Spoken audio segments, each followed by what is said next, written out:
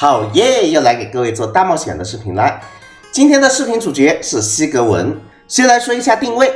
西格文是一个奶妈，但是和纯奶妈的定位略有不同。它是一个拥有一定拐伤害能力加补输出能力的，且奶量比较不错的群奶奶妈。当然，还是老规矩。为了帮助屏幕前还不了解西格文技能的平民玩家了解他的技能机制，从现在开始到视频的7分22秒，我会先给大家详细解读西格文的技能机制。如果你是游戏理解大佬，可以选择跳过这一段哦。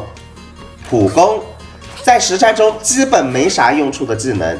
轻击是3连击，重击方面伤害也非常低。不过普攻虽然没有什么实战意义，整体的演出却十分的可爱。左键连点的时候，第2次和第3次的攻击，西格文会直接用圆滚滚的药丸砸向对面，而重击的时候，他会向前方缓慢吹出爱心小泡泡。虽然伤害都十分刮痧，但平时拿出来玩一玩还是很治愈的。接下来他的战技呢，分为短按和长按2种模式。短按的话会瞬间吹出一个小水球，这个小水球会自动锁敌，在敌人之间来回弹跳。但如果周围没有敌人的话，小水球会去锁定可破坏物进行弹跳。如果连可破坏物都没有，小水球就会漫无目的的在随机位置弹跳。小水球会弹跳5次，在敌人身上弹跳的时候会给敌人挂水，并且造成少量水伤。不管在敌人身上弹跳，还是漫无目的的在随机位置弹跳，每次弹跳都会基于西格文的生命值给全队造成1次奶量。而长按一技能的话，小水球的大小就会升级，最多可以升级2次，每升级1次造成的水伤还有治疗量都会增加 5%， 但是每弹跳1次，水球都会降1级，且弹跳上限次数不会变，还是5次。所以如果要论实战性价比的话，长按的收益是非常低的，花费了大量时间，结果提升的治疗量却微乎其微。所以在高压实战中，大家使用的100%是短按，长按是可以直接抠掉不用的。那这个时候你可能就会疑惑了，西格文长按 E 技能的意义在哪里呢？那当然还是为了好玩啊！长按的大泡泡可以把体积较小、比较弱的敌人给直接禁锢起来，禁锢的泡泡还是心形的，非常可爱。但是比较大的怪物就无法禁锢了，这点大家要注意。而 E 技能除了奶人以外，它还有一个作用。西格文每次释放 E 技能的时候，会在脚下留下2滴元水之滴。他自己捡起这一个元水之滴的话，会为自身附加生命之气。生命之气被清除后，西格文可以通过这种方式给自身回能5点，算是一个比较微小的回能辅助了。如果你是辅助其他队伍的话，这个元水之滴可以给西格文姐用来额外恢复1点能量。但是要注意的是，这个元水之滴是可以直接给龙王捡的啊！如果你的队伍里又有西格文又有龙王，那这个元水之滴就给龙王捡。那说完了 E 技能，我们再来说一下它的大招。大招非常的简单，基于西格文生命值的上限，对前方一定范围造成 2.5 秒的水元素范围输出。它的这个大招，不管是在机制上还是在动画上，都和龙王的重击有点相像。它甚至可以和龙王一样转起来啊！这下是不是看懂了？不过如果你的西格文是0命的话，龙王1次重击持续时间是3秒，西格文是 2.5 秒，同时在伤害方面也是要低于龙王的。那说完了普攻、E 技能还有大招，接下来介绍他的3个固有天赋，其中这2个天赋，一个是增加奶量的，一个是让全队在水下更加安全的，都不算是核心固有天赋。而最重要的核心天赋是这个应有适当的休息。这个固有天赋说白了就是让西格文释放 E 技能之后，队伍中处于后台的角色的 E 技能会得到非常高的增伤，而这一个增伤一共可以触发10次。这个增伤呢，吃西格文的生命值，生命值越高，增伤越多，至多提升的伤害是2800点。大家注意提炼以下几个最关键的因素。第一个关键因素，元素战绩，没有错，这个增伤只增伤元素战绩。第二个关键因素，后台角色，它只提升后台角色的元素战绩伤害，什么意思呢？意思就是战场前台角色的元素战绩是吃不到西格文的增伤的。比方说这一段录屏，西格文明明已经把增伤 buff 给上去了，但由于星海正在战场，所以他的一技能并没有吃到这个增伤。要让西格文的这个增伤天赋生效，必须保证以下2点。第一点，角色使用的是 E 技能；第二点，角色得在后台，也就是说像福福、神子还有小艾咪这样的角色才能吃到西格文的增伤天赋。同时这个增伤天赋还有一个更关键的关键点，那就是它只能增伤10次，这个10次是非常严格的10次。给大家放2段对比录屏，第一段录屏给8重神子增伤的10次，1、2、3、4、5、6、7、8、9、10，看见没有？如果是神子一个人，这10次明明白白算得明明白白。但是如果是神子和水神一起上的话，他们不是每个人都能享受到10次，而是会共享这10次。增伤神子的次数加上增伤水神的次数加起来等于10次。1、2、3、4、5，看见没有？第4次就没有了，共享层数了。第3种情况，如果遇到了一次 E 技能能打好几个怪的情况，比方说草神，草神使用 E 技能把对面的3个怪给连接起来的时候，它一次就会消耗西格文3层的增伤层数，光速就把西格文的这一个增伤层数给消耗完了啊！你不要想着西格文可以给草神的群体增伤也能增伤10次啊，群体增伤它是算的有几个怪它就会消耗几层，这点大家一定要注意。以下就是西格文这一个角色的所有技能机制解读了，希望对屏幕前的你有所帮助。接下来我们进入实战环节，先给大家展示灵命西格文的实战啊。目前我是90级，然后天赋是669，武器带着精炼1阶的专武，圣遗物带的是2生命加2生命啊，然后沙杯还有头带的都是生命值。为什么我堆生命值词条堆的那么极限呢？那是因为如果要吃满这个增伤天赋，我们西格文的生命值要达到惊人的65000，而就算我全部给他堆生命词条的圣遗物啊，我这生命值上限也只达到了60162，我要吃到专武的这一个所有效果之后，才能勉勉强强达到65000啊！所以如果你不像我这样堆的话，你是吃不满这一个天赋的。那么西格文究竟可以给福福这样的后台角色增伤多少呢？我们来看一下，先看一下不吃西格文增伤的福福的一个伤害。具体伤害我给它记录在视频的左下角了啊，大家可以做一个参考。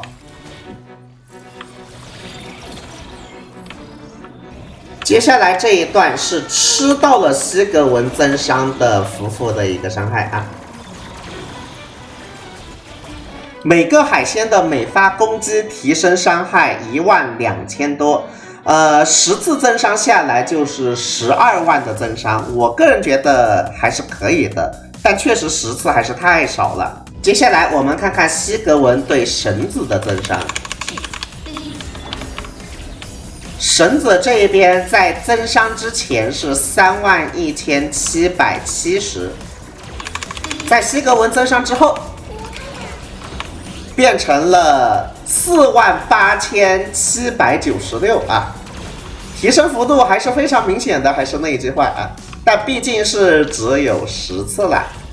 同时还有一点我们要注意，屏幕前的你后台角色的 E 技能伤害越高，那么西格文提供的单次增伤就会越多。刚刚水神的增伤是12000多，神子的增伤是16000多，现在我换成小艾咪，他只给他从7000多的增伤提到了12000多的增伤，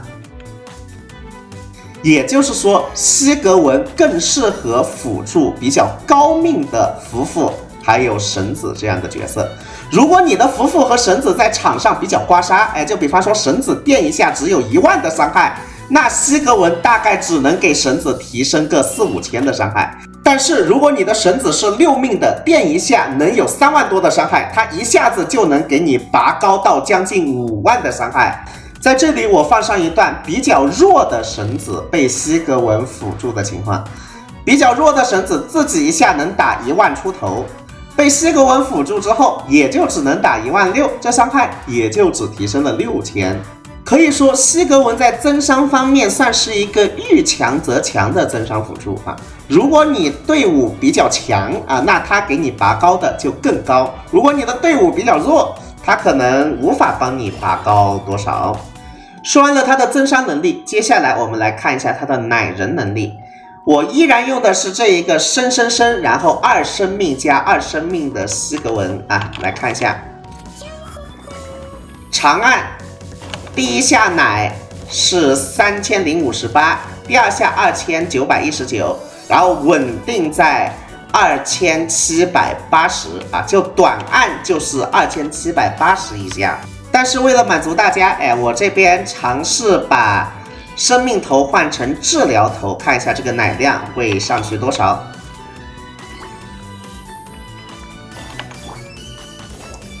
提升还是很明显的啊，每一次奶量都提升的600、700左右。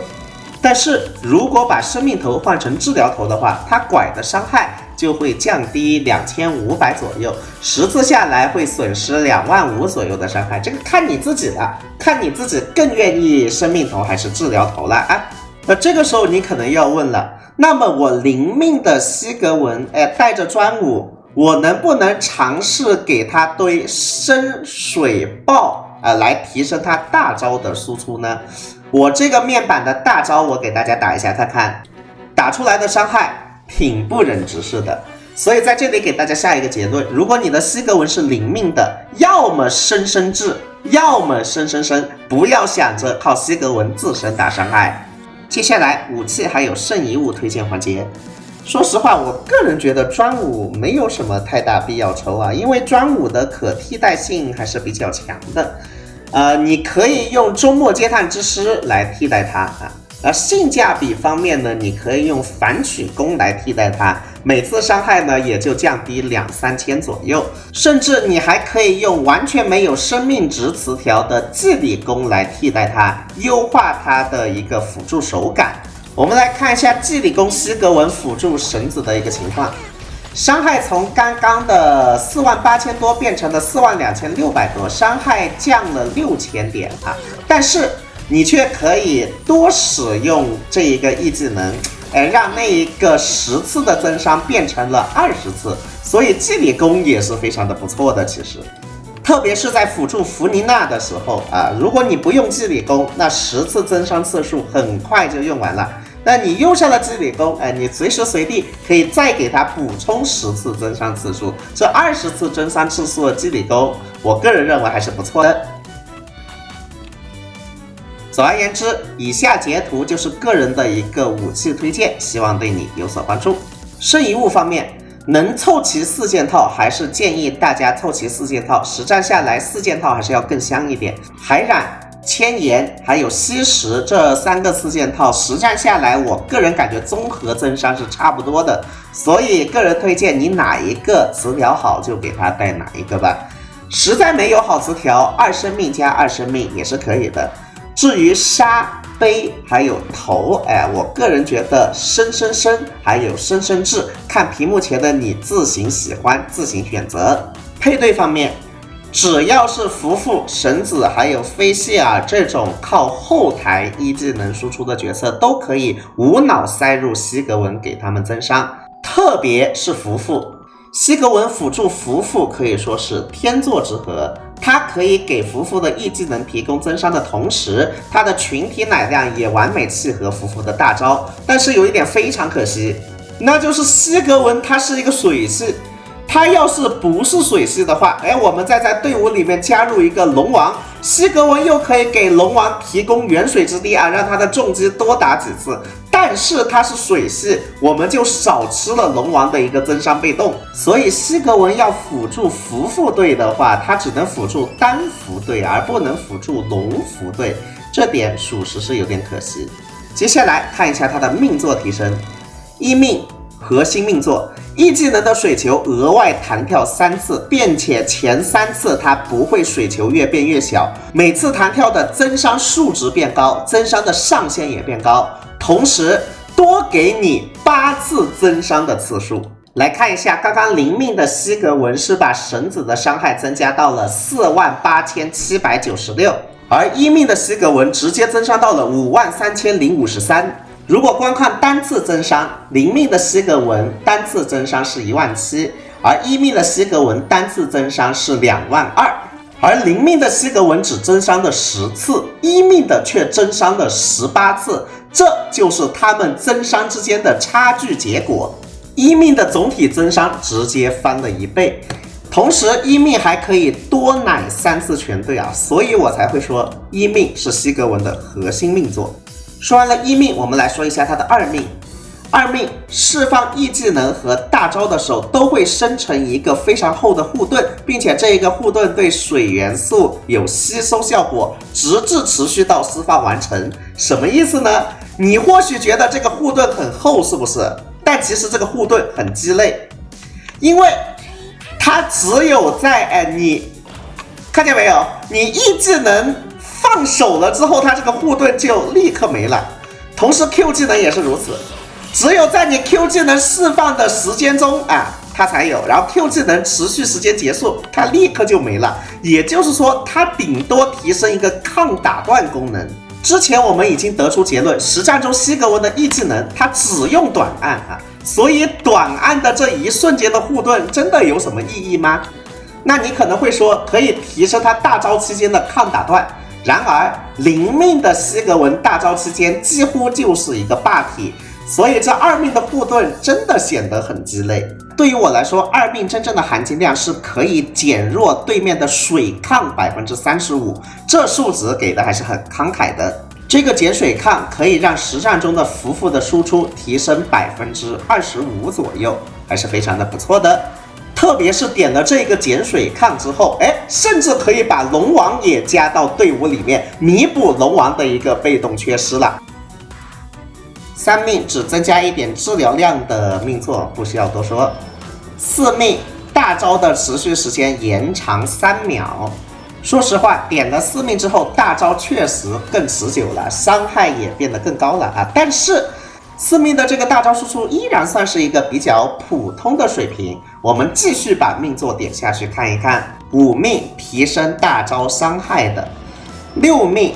提升大招伤害的同时提升大招的暴击率和暴击伤害，同时每一点生命上限都将转魔为暴击率和暴击伤害。我们来看一下六命的这个输出怎么样药水我已归来六命的这个输出就非常明显了。西格文一个人甚至快把对面的妙脆角给秒了总而言之，六命你就可以堆深水爆啦。给西格文这个角色做一个最终总结吧西格文用来辅助伏副呢，确实是天作之合，但是低命的西格文呢，无法加入龙伏队，稍微显得有那么一点可惜。所以说，如果把西格文的一命和二命抽到手的话，它的强度就体现得非常厉害了不过平民玩家如果想抽零命的话，零命的西格文的强度表现可以说就是一个普通的5星奶妈的强度表现。当然，它的那个10次后台一技能增伤呢，也算是比较不错的吧实在要拉强度，个人觉得至少一命还是要抽一下的。以上就是西格文的一个详细评测希望对你有所帮助。最后祝大家欧气满满，身体健康，可爱你西格文再见。